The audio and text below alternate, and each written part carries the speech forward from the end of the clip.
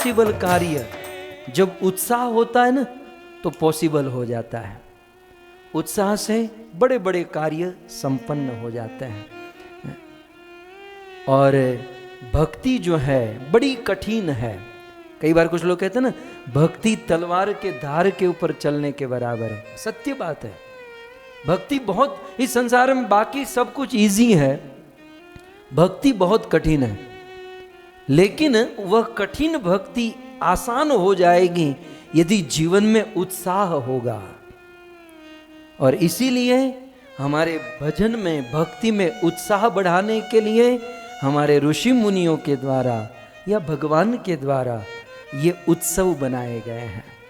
और हमारा भारतवर्ष तो इतना धनी है, भारतवर्ष में प्रत्येक महीने में कुछ कुछ अंतर पर भिन्न भिन्न ऋतुओं में सुंदर सुंदर उत्सव होते हैं। तो आज नवरात्रि का उत्सव, वैसे 12 महीने में बहुत सारे उत्सव होते हैं, लेकिन इस महीने में जो उत्सव होते हैं ये अद्भुत होते हैं।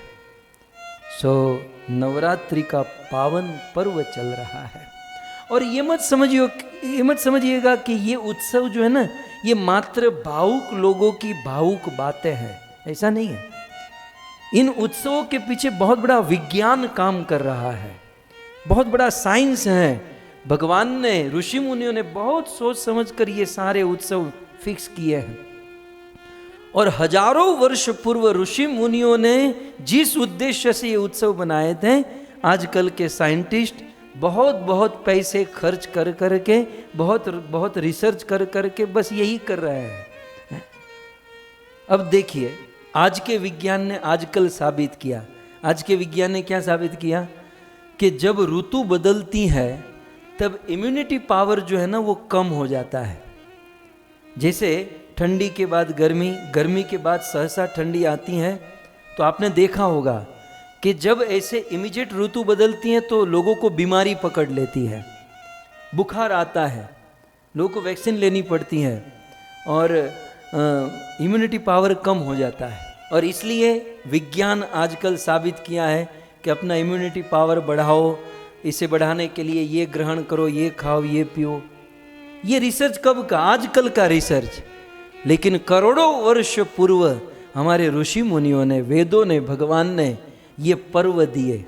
आप देखो, नवरात्रि साल में 2 बार आती है, नवरात्रि साल में 2 बार आती है। ये जो अभी चल रही है ये बड़ी नवरात्रि, मुख्य नवरात्रि, एक दूसरी नवरात्रि है। और दोनों नवरात्रि का समय देखो, एक नवरात्रि ठंडी के दिन समाप्त होते हैं और गर्मी शुरू होती है, तब एक नवरात्रि है।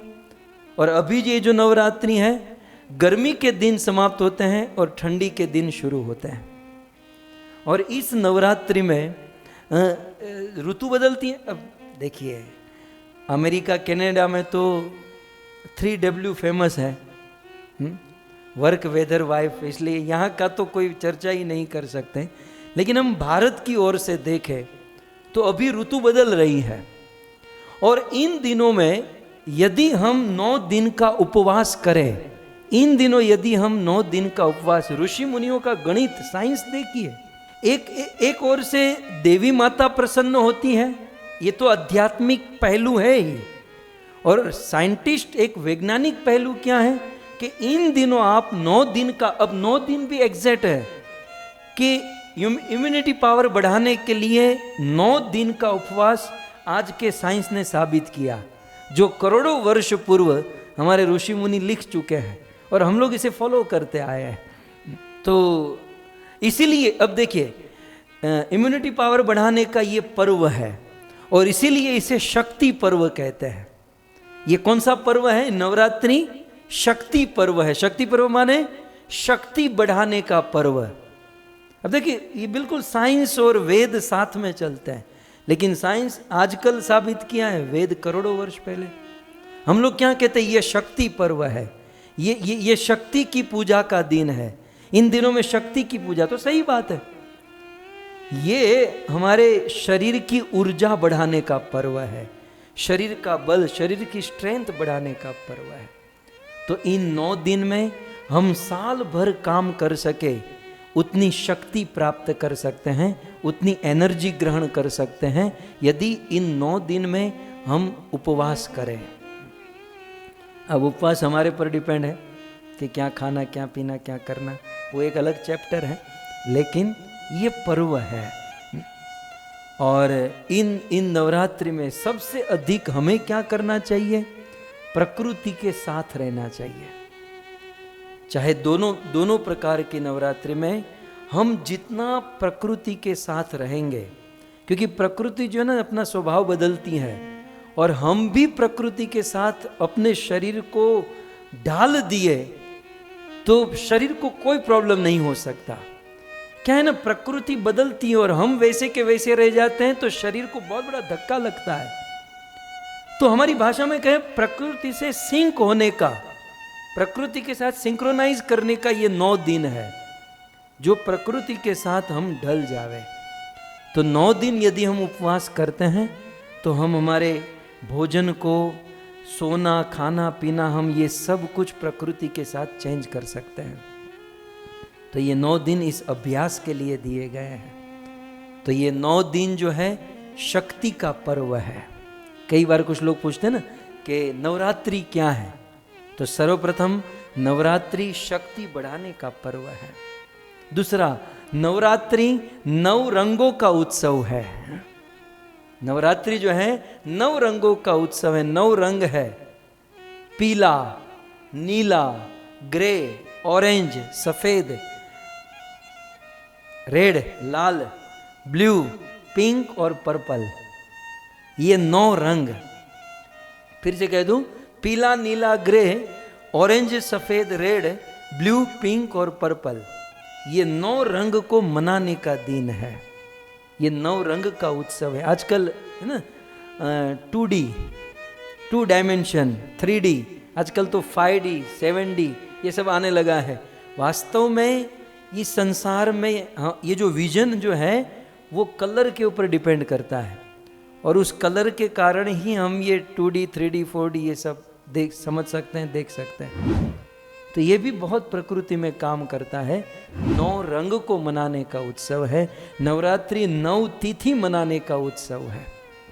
प्रतिपदा से लेकर नवमी तक 9 तिथि का उत्सव है। नवरात्रि 9 नक्षत्र का उत्सव है। सुंदर इस नवरात्रि के दौरान 9 नक्षत्र आते हैं, और नवरात्रि माँ दुर्गा के 9 स्वरूप, माता दुर्गा के 9 स्वरूप है। वो 9 देवी के अर्चना का ये पर्व है। माँ दुर्गा ने 9 स्वरूप धारण किए हैं, और वह 9 स्वरूप कौन से हैं? तो सबसे पहला स्वरूप है माँ दुर्गा का शैलपुत्री, शैलजा, शैलपुत्री।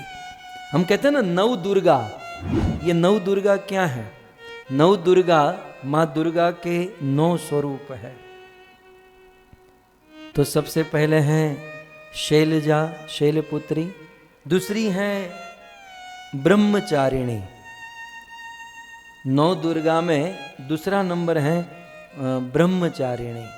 अब एक काम करूं, मैं सबका प्रणाम मंत्र बोलूं, तो चलो ये साथ ही साथ ये उपासना भी हो जाएगी।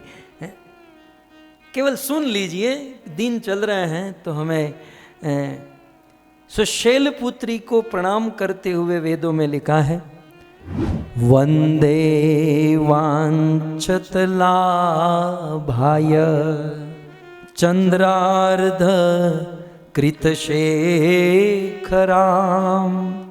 वृषारूढ़ाम शूलधराम शैलपुत्री यशस्विनी, शैलपुत्री यशस्विनी।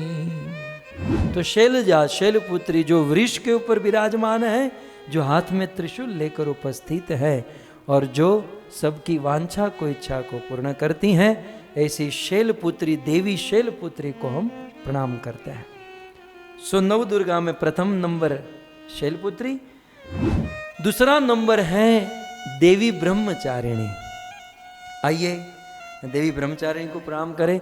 दधाना कर पद्माभ्याम अलक्षमाला कमंडलू देवी प्रसीदतु मयि ब्रह्मचारिण उत्तमा ब्रह्मचारिण उत्तमा।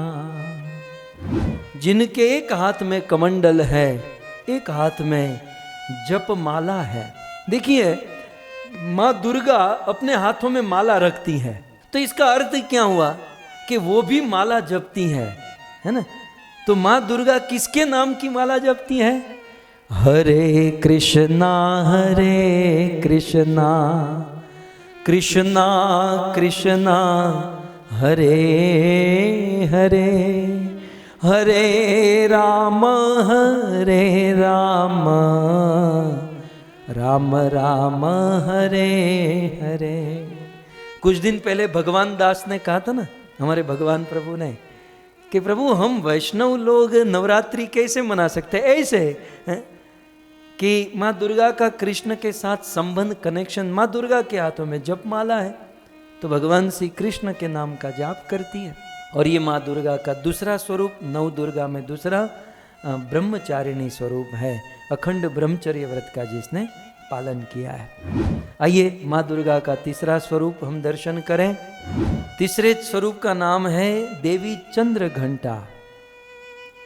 प्रणाम करते हुए शास्त्र में लिखा है, पिंड जप्रवरा रूढ़ा चंद कोपास्त्र केरियुता प्रसादम ननुते मह्यम चंद्र घंटेति विश्रुता चंद्र घंटेति विश्रुता।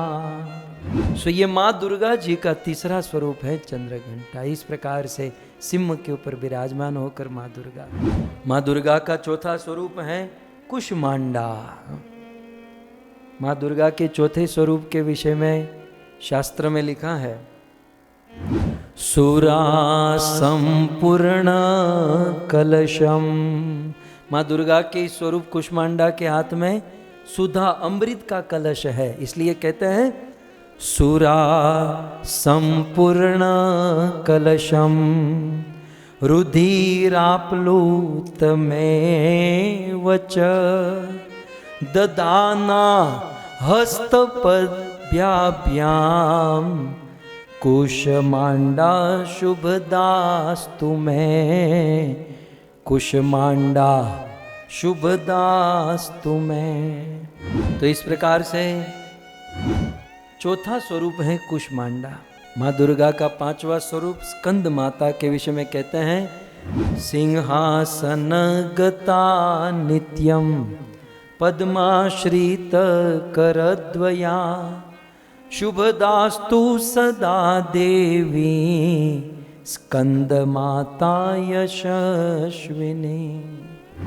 जिसके स्कंद में, जिसके गर्भ में संतान है, बालक है, और जो सिंह के ऊपर विराजमान है, ऐसी माँ स्कंद माता को हम प्रणाम करते हैं।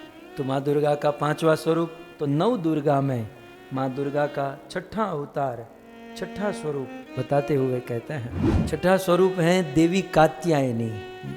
श्रीमद् भागवत में जिसका जिक्र हुआ है, श्रीमद् भागवत जी में गोपियों ने माँ दुर्गा के इस स्वरूप की, इस रूप की पूजा की थी। किस लिए? भगवान श्री कृष्ण को अपने पति के रूप में प्राप्त करने के लिए। इसलिए कहते हैं कात्यायनी महामाया। हे कात्यायनी देवी, कात्यायनी महामाया नंद गोप सुतम देवी नंद गोप सुतम देवी पति में कुरुते नमः पति में कुरुते नमः। हे कात्यायनी महामाया, महायोगेश नधीश्वरी, हे महायोगेन अधीश्वरी, ये नंद गोप का जो पुत्र है कृष्ण, वो हमारा पति हो जाए। तो ये है छठा स्वरूप नव दुर्गा में। नव दुर्गा का सातवां स्वरूप है भयंकर। कुछ लोगों को ये स्वरूप बहुत पसंद है, तो कुछ लोग कहते हैं कि हमें तो घर के बाहर जाने की जरूरत नहीं, हम तो घर पे ही देख लेते हैं। तो ये सातवां स्वरूप है काल रात्रि। माँ दुर्गा का सातवां स्वरूप है काल रात्रि। काल रात्रि के विषय में कहा है, एक वेणी जपा करना पूर नगना खरा स्थिता लंबोष्ठी कणीर का करणी तेलभ्य शक्त शरीरिणे। तो यह है नव दुर्गा में सातवां स्वरूप देवी काल रात्रि। नव दुर्गा में आठवां स्वरूप है देवी महागौरी। सात्विक स्वरूप है महागौरी। महागौरी के विषय में कहते हैं कि जो सफेद वस्त्र धारण करती हैं, श्वेते वृषे समारूढ़्य श्वेतांबरा श्वरा शुचि महागौरी शुभम दद्यान महदेव प्रमोददा महदेव प्रमोददा।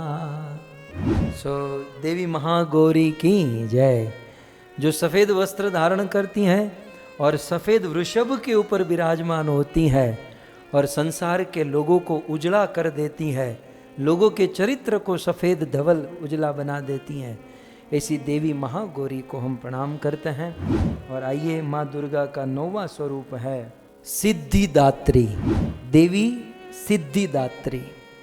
देवी सिद्धिदात्री के विषय में कहते हैं, सिद्ध गंधर्व यक्षादेर असुरे रमरे रपी सेव्यमाना सदा भूयात् सिद्धिदा सिद्धदायिनी सिद्धिदा सिद्धदायिनी।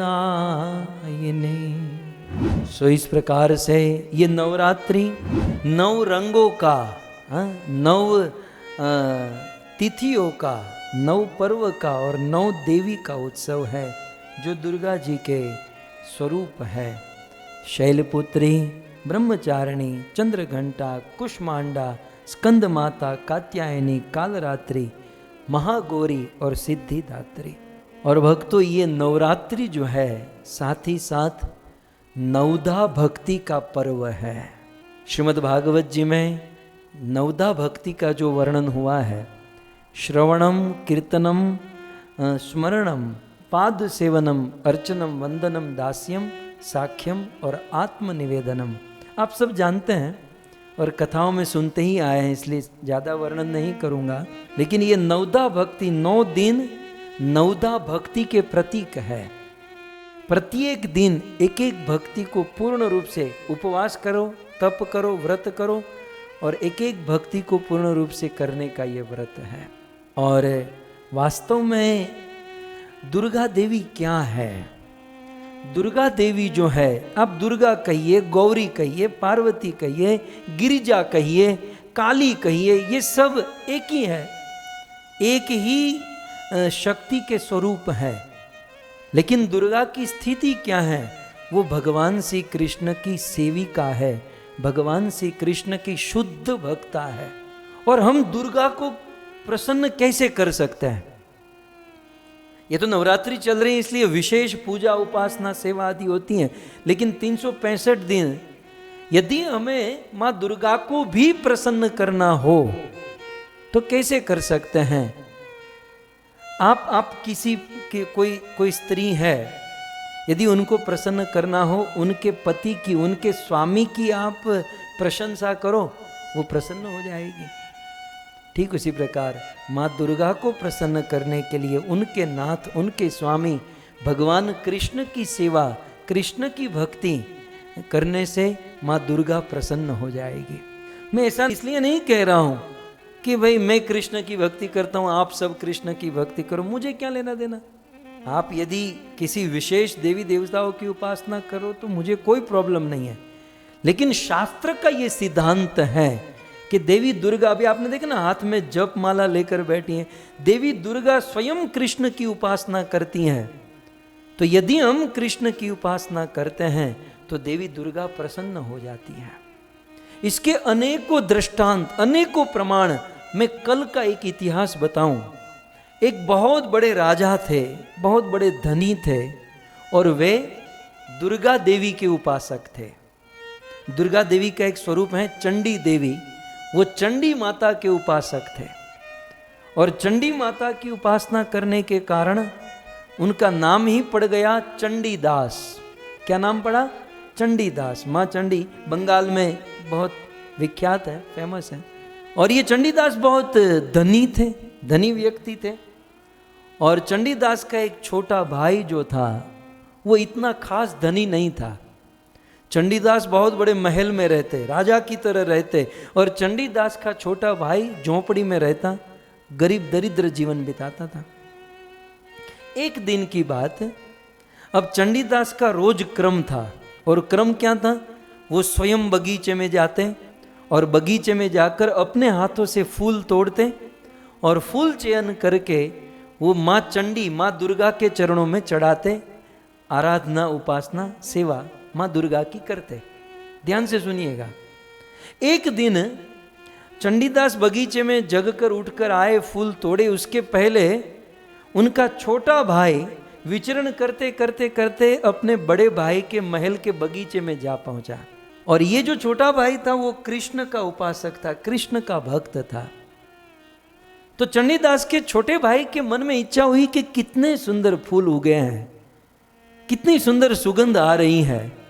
ये फूल यदि मैं मेरे ठाकुर को चढ़ाऊं, ये फूल मैं कृष्ण को, श्याम सुंदर को चढ़ाऊं, तो कृष्ण कितने प्रसन्न होंगे। लेकिन हाय रे मेरे जीवन का दुर्भाग्य कि मैं दरिद्र आदमी, और ये मेरे भाई का बगीचा है, और इस बगीचे से मैं एक फूल भी नहीं तोड़ सकता। होता है ना, दुनिया में चाहे कितनी भी संपत्ति लुटा दो, लेकिन सगे भाई को 1 रुपया भी मत दो। ऐसे भी कुछ लोग होते हैं। तो मैं मेरे भाई से कैसे मांगूं? वो देगा नहीं देगा, मना करेगा, भगवान का अपमान हो जाएगा। अब क्या हुआ? मैं अक्सर कहता आया हूं कि भक्ति जो है ना, इंद्रियों का विषय तो है, लेकिन इंद्रियों से अधिक मन का विषय है। अब इस चंडीदास के छोटे भाई ने क्या किया? वो फूल तो तोड़ नहीं सकता था, तोड़े तो फिर सर कलम सजाए मौत। तो अब क्या करे?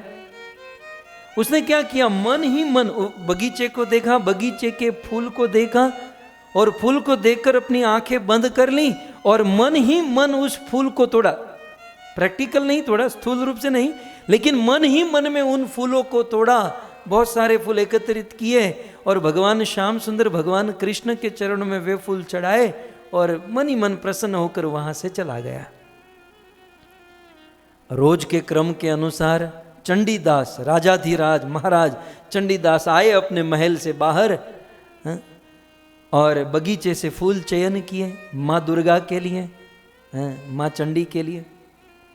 और फूल चयन करके उन्होंने माँ दुर्गा के, माँ चंडी के चरणों में चढ़ाए। अनंत वर्षों से चंडीदास माता को फूल चढ़ाते थे, लेकिन कभी कोई कुछ नहीं हुआ। लेकिन आज ये फूल माँ चंडी को जब चढ़ाए गए ना, माँ दुर्गा प्रकट हो गई, माँ चंडी प्रकट हो गई। मुनि राही जाचे उसे मिली ही सहज सुंदर सांवरो। जैसे माँ सीता के सामने प्रकट हुई थी, वैसे माँ दुर्गा प्रकट हुई, प्रसन्न हुई। चंडीदास आज मैं बहुत खुश हूं, आज मैं बहुत प्रसन्न हूं, तुम्हें जो चाहिए वो मांगो, जो चाहिए वो मांग लो। माँ दुर्गा बहुत प्रसन्न हुई, बहुत सुखी हुई। लेकिन चंडीदास ने कहा, माँ मैं तो रोज आपको फूल चढ़ाता हूं, आज मैंने कुछ नया तो नहीं किया, मैं तो रोज फूल चढ़ाता हूं, रोज आप प्रसन्न नहीं हुई, इस प्रकार से मुझे वरदान नहीं दी, और आज आप प्रसन्न होने का कारण क्या है? तब माँ दुर्गा चंडी माता कहती है कि रोज तू फूल जो है ना सीधे बगीचे से लाकर मुझे चढ़ा देता है, मुझे उसमें इतना आनंद नहीं है। लेकिन चंडीदास आज ये फूल, पहले श्याम सुंदर मेरे इष्ट, मेरा बाप, मेरा आराध्य, ये फूल कृष्ण के चरणों में चढ़े हैं। भले मन से, तुम्हारे छोटे भाई ने अपने मन से ये फूल कृष्ण को चढ़ाए हैं, और कृष्ण का निर्माल्य प्रसाद आज मेरे पास आया। कई दिनों के बाद मुझे कृष्ण का प्रसाद मिला, और इसलिए महाप्रसाद पाकर आज मैं प्रसन्न हो गई। चंडीदास, जो चाहिए वह मांग लो। तब चंडीदास की आंखें खुली। बहुत अच्छा आदमी था, हम तो इतना कुछ सुनने के बाद भी आंखें नहीं खुलती। चंडीदास की आंखें खुली। मां कृष्ण का प्रसाद पाकर आप प्रसन्न हुई?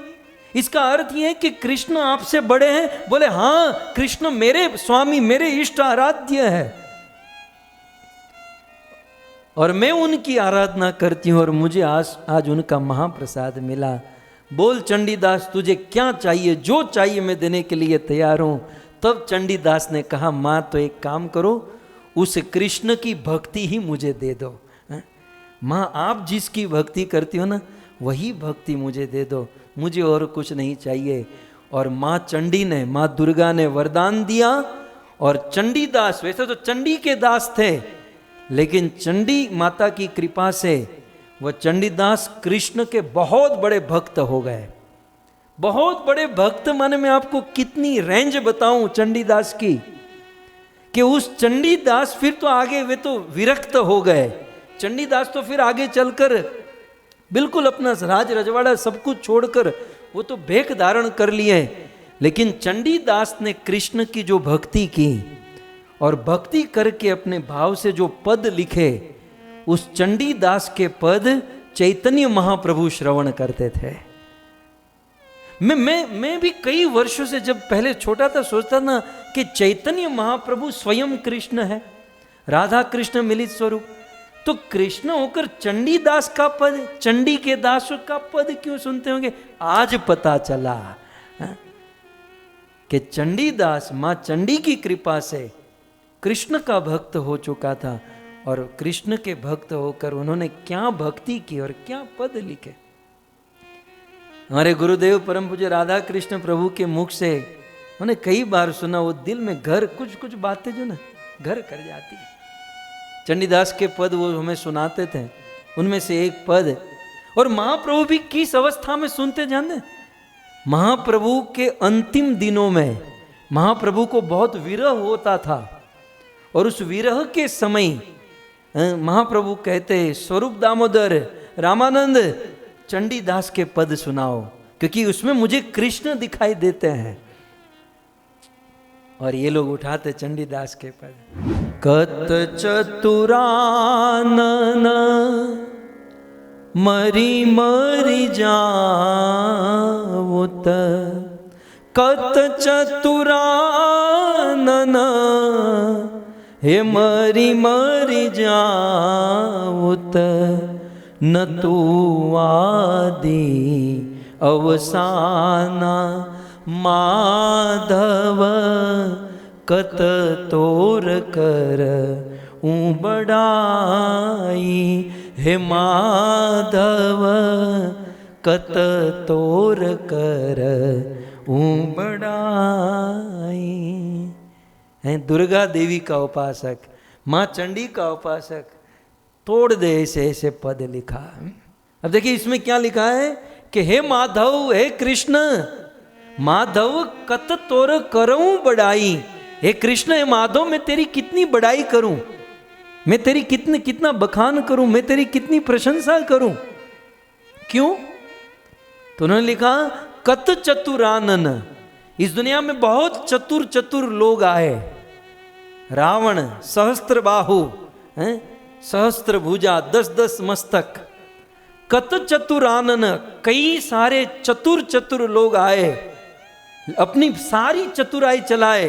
हिरण्यकशिपु अपनी कितनी बुद्धि, अपनी सारा भेजा यूज कर दिया ब्रह्मा से वरदान मांगने के लिए। न ऊपर मरो, न नीचे, न दिन को, न रात को, न सुबह, न शाम, न अस्त्र से शस्त्र से, कितना मतलब सोचा होगा। लेकिन चंडीदास कहते हैं कत चतुरानन मरी मरी जाऊं। चतुर लोगों ने अपनी बहुत चतुराई चलाई, लेकिन किसी की चतुराई कृष्ण के सामने नहीं चली।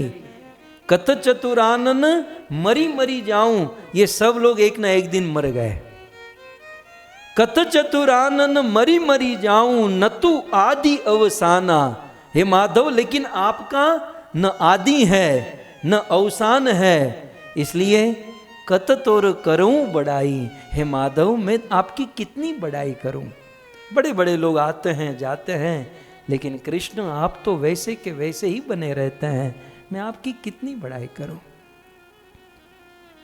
तो चंडीदास माँ दुर्गा की उपासना निष्काम भाव से किया। माँ दुर्गा ने प्रसन्न होकर चंडीदास को कृष्ण का ऐसा भक्त बना दिया कि उनकी रचना स्वयं चैतन्य महाप्रभु सुनते थे। सो इस प्रकार से कुल मिलाकर माँ दुर्गा भगवान श्री कृष्ण की शक्ति है। हम माँ दुर्गा को प्रणाम करें, आदर दे, पर्व मनाए, लेकिन यह न भूले कि माँ दुर्गा शक्ति है और उनको शक्ति मिलती है शक्तिमान से, और शक्तिमान भगवान कृष्ण है। इन 9 दिनों में करने लायक कार्य क्या है? अब ये 9 दुर्गा को तो अब कहाँ मिलने जाएंगे, लेकिन 9 दुर्गा का जो स्वरूप है वे हमारी छोटी छोटी बहन और बेटियां है। मैं आपको शास्त्र का प्रमाण दूं। देवी पुराण में ऐसा वर्णन है कि एक बार देवराज इंद्र ब्रह्मा के पास गए, दोनों हाथ जोड़कर निवेदन किए कि हे ब्रह्मा जी, देवी भगवती को प्रसन्न करने का सबसे सरल साधन, सबसे सरल उपाय क्या है? तब देवी पुराण में स्वयं ब्रह्मा ने देवराज इंद्र को कहा कि इस नवरात्रि के पर्व में 9 कन्या का पूजन करो, 9 कन्या को घर बुलाकर उनके चरण धोवो, उनको भोजन कराओ, उनको भेंट गिफ्ट दान दक्षिणा आदि करो। कन्या की पूजा करने से ये 9 दुर्गा प्रसन्न हो जाएगी। तो भक्तों, ये नवरात्रि जो है ना, कन्या पूजन का पर्व है। इन 9 दिनों में कन्या की पूजा, स्त्री की पूजा, और साथ ही साथ गौ माता को भी जोड़ देना चाहिए, गाय की पूजा। कारण कि दीकरी ने गाय दोरे त्यां जाए। दीकरी और गाय जो है ना, दोनों को ये किया गया है। सो कन्या की पूजा का इन नवरात्रि के 9 दिनों में मैं हमारे जवान बच्चों को यही कहना चाहूँगा कि ये 9 दिन जो है ना, कन्या को रिस्पेक्ट करने के दिन है, एक स्त्री को आदर देने के दिन है। छोटी छोटी कन्या बच्चियों को, बहनों को घर बुलाकर उनके चरण धोकर भोजन करा के उनकी पूजा, उनको प्रसन्न करने के ये दिन है। लेकिन हाय रे जीव का दुर्भाग्य, नवरात्रि तो मनाते हैं, लेकिन हमारे भारतवर्ष में दुख के साथ कहना पड़ता है कि इन नवरात्रि के 9 दिनों में जितने बलात्कार होते हैं उतने और कई दिनों में नहीं होते हैं। इस नवरात्रि के 9 दिनों में जितने एबॉर्शन होते हैं उतने और कभी नहीं होते हैं। ऋषि मुनियों ने वेद विधि बनाई, बहुत सुंदर उत्सव बनाया, लेकिन संसार के कुछ 3rd क्लास के बिगड़े हुए लोगों ने इन रीति को ही पलट दिया। इतना शुद्ध सात्विक उत्सव को तमोगुणी बना दिया, पापमय अत्याचार। इसलिए तो आचार्य ने कहा ना कि त्रेता में एक रावण था, आज घर घर में रावण है। वहां तो देवी दुर्गा को एक महिषासुर को मारना पड़ा, आज घर घर में महिषासुर है। इन 9 दिनों में कन्या पूजा होनी चाहिए। भक्तों में कहूं, ये 9 दुर्गा का स्वरूप मैंने आपको दिखाया, ठीक है। मेरी दृष्टि से आप देखो ना, तो किसी स्त्री के पूरे जीवन को आप स्टडी करो, दुर्गा देवी के ये 9 स्वरूप किसी एक स्त्री के जीवन में आपको दिखाई देंगे। ये दुर्गा देवी के 9 स्वरूप, 9 दुर्गा जो है ना, एक किसी स्त्री का जीवन है। अब हमने सर्वप्रथम देखा था कि शैलपुत्री, जन्म ग्रहण की हुई कन्या साक्षात शैलपुत्री है। जिस घर पर बेटी का जन्म होता है ना, तो वो बेटी और कोई नहीं, वो शैलपुत्री है।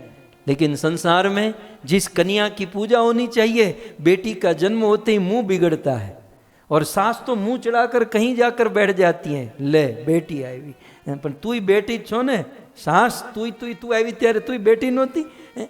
लेकिन उसको कौन कहे, मेरे जैसा कहेगा तो फिर बुरा लग जाएगा। लेकिन जन्म ग्रहण की हुई कन्या देवी शैलपुत्री है, और फिर पिता के आंगन में है ममता से खेल रही कन्या और कोई नहीं, देवी ब्रह्मचारिणी है। और विवाह के पूर्व चंद्रमा की तरह निर्मल रहने वाली बेटी चंद्रघंटा है, और नव जीवन को जन्म देने वाली गर्भवती स्त्री कुष्मांडा है। अभी आपने देखा ना कि कुष्मांडा देवी के गर्भ से बच्चे, तो एक गर्भवती नारी और कोई नहीं। जब किसी गर्भवती प्रेग्नेंट स्त्री को देखे तो दुर्गा का स्वरूप देखना चाहिए कि ये साक्षात मां कुष्मांडा है। अपने संतान को दूध पिलाने वाली स्कंद माता है, देवी स्कंद माता।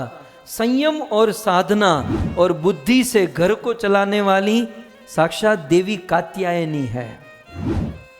व्रत उपासना त्याग के द्वारा अपने पति का उद्धार कर देने वाली कालरात्रि है, और वृद्ध होकर आशीर्वाद देकर हमें और पूरे परिवार को दीर्घायु बनाने वाली और कोई नहीं, मां देवी महागौरी है। और प्राणों का परित्याग करके सारे वंश को सिद्धि देने वाली नौ दुर्गा में नौवीं देवी मां सिद्धिदात्री है। किसी एक स्त्री के जीवन में ये नव दुर्गा का दर्शन होता है। लेकिन हाय रे, इस संसार में आसुरी वृत्ति जैसे मनुष्यों का रोज कैसी घटना, कैसी दुर्घटना। जिन ऋषि मुनियों ने, वेदों ने इन कन्याओं को मां समझा है, और उन कन्या के ऊपर वक्त तो दुख तो तब होता है कि अच्छे अच्छे वस्त्र पहनकर नवरात्रि जा रहे हैं, नवरात्रि जा रहे हैं। नवरात्रि जो है कन्या को रिस्पेक्ट, कन्या की पूजा के लिए होता है। और आजकल के लड़के नवरात्रि जाते हैं उसी कन्या का शोषण करने के लिए। ये नवरात्रि नहीं है, ये पाखंड है, ये धतीन है। और जब तक जगत में इस प्रकार से पाखंड चलेगा, ये धरती स्थिर नहीं रहेगी। नवरात्रि ये है, ये जो हम कर रहे हैं, शुद्ध सात्विक तात्विक ज्ञान से, भक्ति से भरी हुई। अब देखिए आश्चर्य तब होता है, अब मेरा मुंह कितना खुला हो गया आप। आश्चर्य तो तब होता है कि देवी माता के मंदिर में कोई बंदा गया, देवी माता को सिर झुकाया, प्रणाम किया, और मंदिर से जब रिटर्न होता है किसी लड़की को देखा तो किसी लड़की को काम वासना की दृष्टि से देखता है। उस देवी को प्रणाम किया, और इस देवी स्वरूपा किसी कन्या को काम वासना की दृष्टि से देखना, ये कहाँ कि तुम्हारा संस्कार लाजे, अपना घर ला, अपना गुरु लाजे, अपना माँ बाप लाजे। कम से कम हमारे माता पिता का स्मरण करना चाहिए। खैर यहाँ तो कोई नहीं है, मैं जस्ट अब निकल ही चुका है, छिड़ चुका है, तो मैं कह दूं, भविष्य में कोई सुनेगा तो सुधर जाएगा कि हम इस प्रकार से जो हरकत करते हैं ना, हम हमारे माँ बाप का परिचय देते हैं।